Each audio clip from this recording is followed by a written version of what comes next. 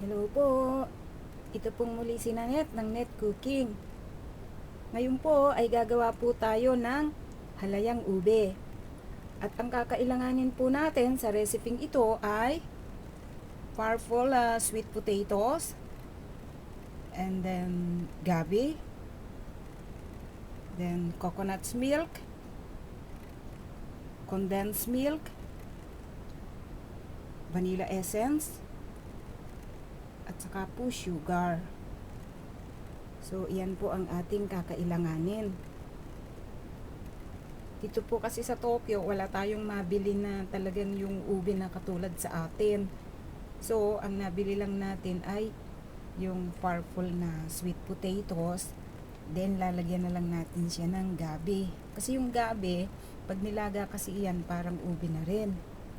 So, start na po natin gawin ang paggawa ng halayang ube.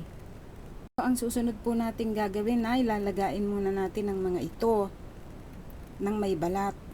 Hindi natin siya dapat na balatan bago ilaga kasi lalabsa siya. Then pag malambot na siya, at saka natin ito palamigin and then babalatan. So, hintayin po natin lumambot muna ito. Medyo matagal pong palambutin itong gabi. Then ngayon ay magi-start tayong balatan ito. So madali lang naman siyang balatan.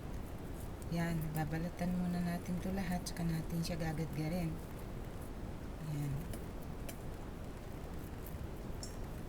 Natin siya, tapusin muna natin lahat ito, saka natin siya hahaluin o gagawin halaya. Kaya dapat pag binalatan natin siya pagkalaga na. Kasi pagka nilaga mo siya ng binalatan mo na siya, magiging malabsa siya o matubig yung ube natin.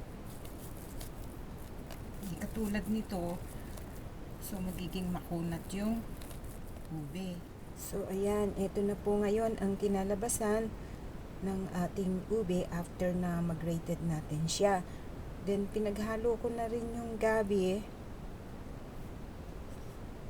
Then, ayan, start na tayong magluto. So, uumpisahan na po nating haluin o gumawa ng halayang ube. Ang gagawin po natin ngayon ay ilalagay natin itong gata sa kawali. Nagbuo itong gata natin kasi then, lagay na rin natin po itong sugar. Then, nahayaan lang muna natin siya pag kumukulo na yung gata. Tsaka natin lalagay yung ube natin. So, pag kumukulo na itong ating gata, medyo slow natin ang heat niya.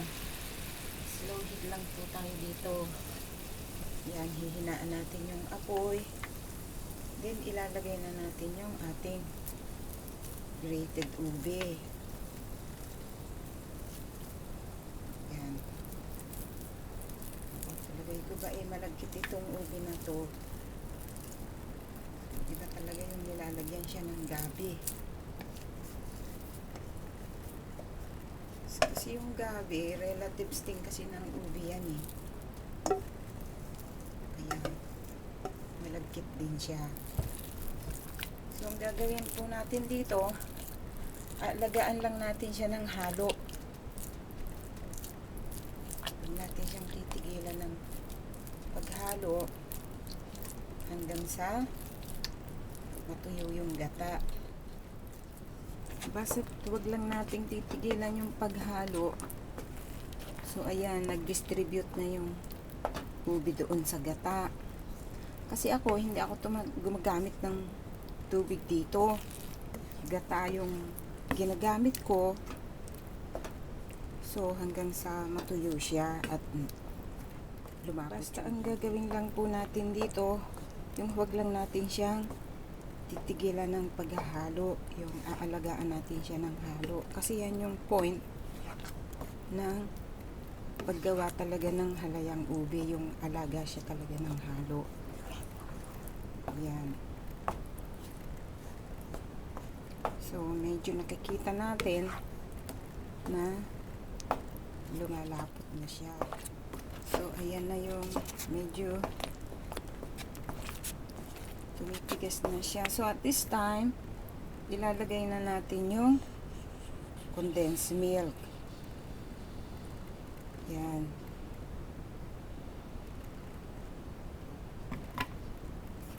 Then, medyo magiging soft ulit siya. Then, aalagaan ulit natin siya ng halo. Then, ilagay na rin natin itong vanilla essence. Yan.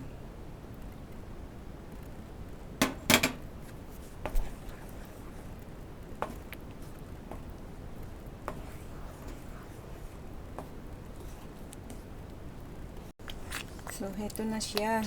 After 10 minutes ng paghahalo natin. So, hindi pa rin siya pwede. Malambot pa rin siya. So, kailangan pa nating pagpatuloy ang paghahalo po nito. So, after 15 minutes, ito na po yung kinalabasan ng ating paghahalo sa ating halaya. Pero hindi pa rin siya masyadong okay kasi dapat kasi hindi siya bumabagsak na ganyan. Yan, hindi siya dapat nalalaglag. So, ipagpapatuloy po natin ang paghalo hanggang sa so, after 15 minutes po natin paghahalo, ito na kinalabasan niya. Yan. So, siguro mga 5 minutes pa at okay na talaga ito. Yan.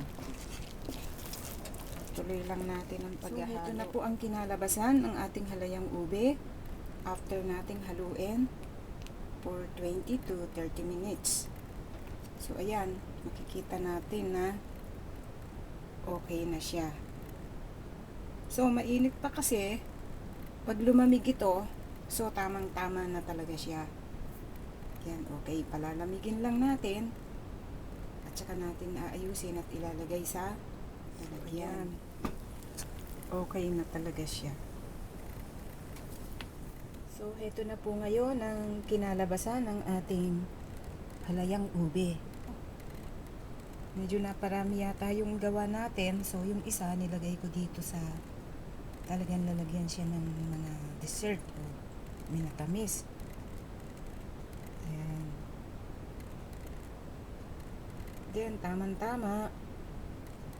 Pwede natin kainin ito with the green tea. Kasi yung green tea, matabang lang yan eh.